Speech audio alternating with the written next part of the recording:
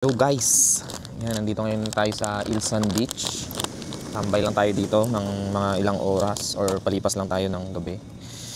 Kasi sobrang boring na din ako sa bahay eh. Hindi ko alam guys kung naririnig yung alon ng dagat. Medyo maingay, malakas kasi yung alon ngayon. Bali, shot tayo ng konti. Milaw ng alak, feel good. Sarap kasi tumambay dito, tapos yan, mag chill lang ng onte. Hindi tayo pwede magpakalasing kasi magdadrive pa tayo pa uwi. Bawal na bawal dito yun sa Korea na magdadrive kang na nakainom. Kaya konting alcohol lang, then uwi na. Pero pala guys, pag nasanay ka sa masayang environment, yung dati kasi sa Pilipinas, ang ko doon, ang pinaka buhay ko doon or yung environment na ginagalawan ko maingay, gusto ko yung palaging masaya, maraming event ganyan, or basta napapalibutan ako dati ng ng mga masasayang tao ganyan. Tapos ang hirap pala pag bigla kang nag-abroad, tapos ganun yung setup mo ngayon na syempre mag-isa ka na lang, hindi naman palaging may happenings, hindi naman palaging na may kasama ka. Kaya minsan talaga na ikaw lang talaga mag-isa. Pero siguro naninibago lang ako kasi nga sa Pilipinas hindi ganun yung environment na nakalakihan ko. Ako kasi yung tao na masaya lang, yung gusto lang ng palaging masaya ganyan. Ngayon kasi talagang malungkot na kasi mag-isa na lang ako. Minsan may nakakasama or may nakakainuman, pero bibihira lang din naman yung mga ganung pagkakataon. Saka minsan yun, ginagawa ko para lang malibang din, nagbibideo ako mag-isa. Kasi doon ko nalalabas yung yung stress, yung lungkot pag kumakanta ako. Hindi naman ganun kagalingan yung boses ko, pero gusto ko lang talaga na kumakanta.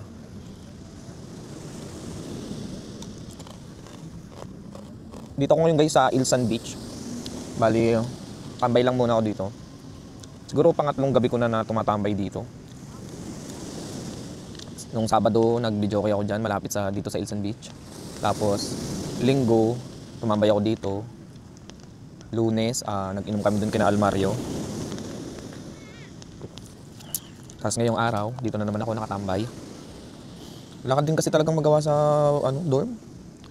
Nabuburyo ako sa dorm. Walang makausap or may nakakausap naman doon si paring Aris, kasi nga lang gagawin mo lang doon sa dorm, matutulog lang, mahihiga, walang matambayan. Ganito pala guys sa abroad, no? Malungkot, talagang ikaw lang mag-isa. Kailangan humanap ka ng magpapasaya sa'yo talaga, yung libangan na pwede mong pagkalibangan para maalis yung lungkot mo. Tapos wala kang kakampi dito, ikaw lang mag-isa.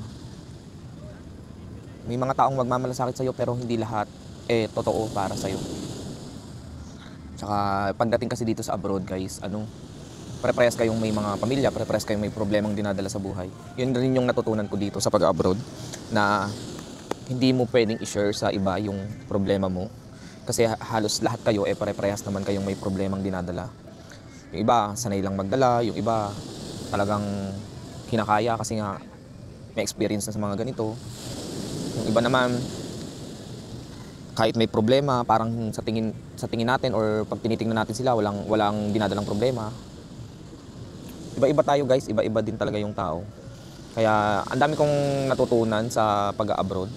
Hindi madali ang mag-abroad. Hindi palaging malaki yung income. Oo, malaki yung sahod, pero malaki din naman yung mga binabayaran. Hindi porket sumasahod ka ng malaki wala ka nang binabayaran. Halos lahat naman siguro tayo may binabayaran. Lahat tayo may mga responsibilidad na dinadala, lalo na kung pamilyadong tao ka. May mga umaasa sa'yo na mga anak mo, mga pamilya mo. Kaya pag sumasahod dito sa Korea, hindi lahat napupunta sa'yo. Kasi nga, may mga pinapadalhan ka din sa Pilipinas, lalo na yung pamilya mo. Siguro kung pupunta ka dito na binata ka, wala kang asawa or yan, pwede. Kaya mo magawa lahat, kaya mong mapuntahan lahat, maggala lahat. Wala kang iniisip Pero kung pamilyadong tao ka na, mas gugustuhin mo na lang magtipid or gugustuhin mo na lang na kung ano yung makakatipid, kasi nga may pinapadalan ka na sa Pilipinas. Kasi hindi naman pwede na hindi ka magpapadala, kasi anong kakainin ng pamilya mo sa Pilipinas kung hindi ka magpapadala. Kaya sa mga nangangarap dyan na mag-ibang bansa, dapat bata pa lang kayo or wala pa kayong pamilya, mag-abroad na kayo para masulit nyo yung pag-abroad. Pero kung pamilyado na kayo at mag-abroad kayo, talagang pamilya na yung priority nyo. Hindi na yung kung ano yung luho nyo, kung ano yung gusto nyo sa buhay, hindi na pagpamilyado kayo.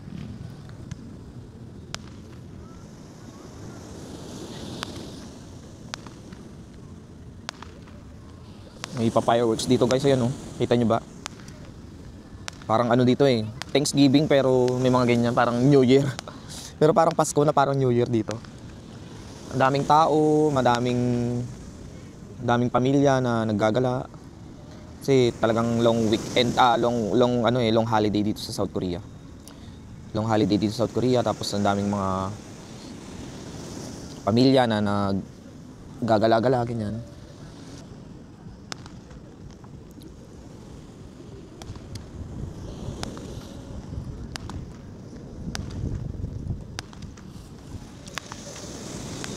Grabe guys, October na. Ilang buwan na lang, Pasko na naman. Bali pangalawang Pasko ko na dito sa Korea. Dalawang Pasko at dalawang bagong taon. Sobrang malungkot na naman syempre. Hindi mo kasama yung pamilya mo eh. Tapos syempre simpleng celebration lang, ganyan. Sobrang malungkot talaga.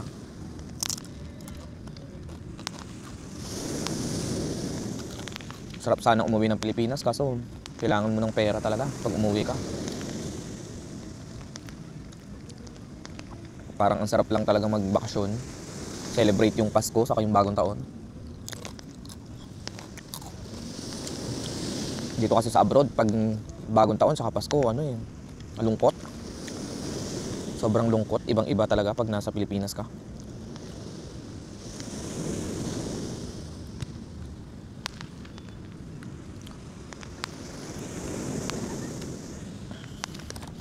Parang naiisip ko pa lang na magpapasko't bagong taon na naman. Parang sobrang lungkot na naman.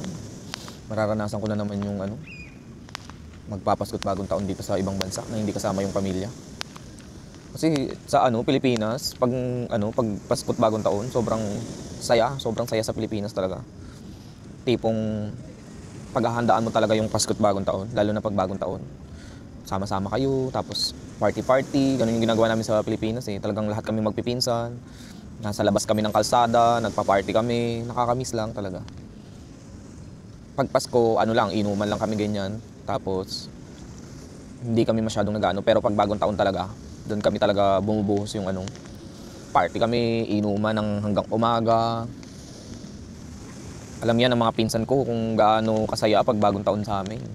Kasi isang compound lang kami, isang looban kami, ang dami namin doon. Talagang maglalabas na ng speaker. Tapos may mga videoke, ganyan. Party-party, inumang malala. Kakamiss lang sa Pilipinas. Dito kasi sa abroad, oo, mas-celebrate mo naman, pero iba pa din talaga yung pag nasa Pilipinas ka. Iba pa rin talaga pag kasama mo yung pamilya mo.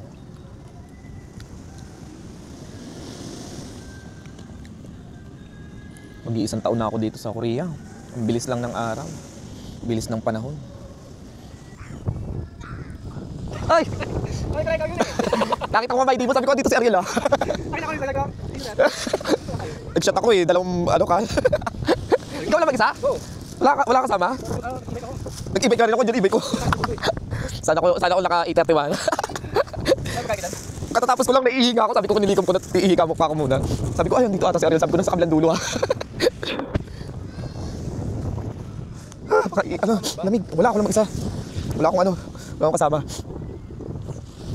Kala ko may kasama ka din. Ako naman putik, maghapon lang nakahiga. umaga nag-exercise. Hindi tayo pahabot kanina. Ano ka ba? Ano na? Post mo, parang 20 minutes ago tayo. Late na ako nag-post eh. Umaga ako. Hapon ka ba? Hindi. Ay, hapon ka pala. Kung hapon ka, umaga ako. Hindi mo matulog yata ako sa pala. Kasi nag-edit pa ako eh. Ay, hindi mo nakakuha yung video mo sa yung pag-transfer mo ng cellphone mo diretso? Paano? Ano pa? Wala kang application na yun? May apps. Sa akin kasi iba yung camera ko. Oo. Nakuha pictures. Automatic na transfer ko na dito. Oo, ganun din sa akin. May apps lang na kukuhanan. Ganun din sa akin. Ha? Naiihi na ako eh. Babalik ako dito. Iihi muna ako. Ayun guys, hanggang dito na lang yung aking video. Please follow, like, and share. Subscribe na rin kayo sa aking YouTube channel. Bali, yun guys. Thank you, thank you. Okay, okay.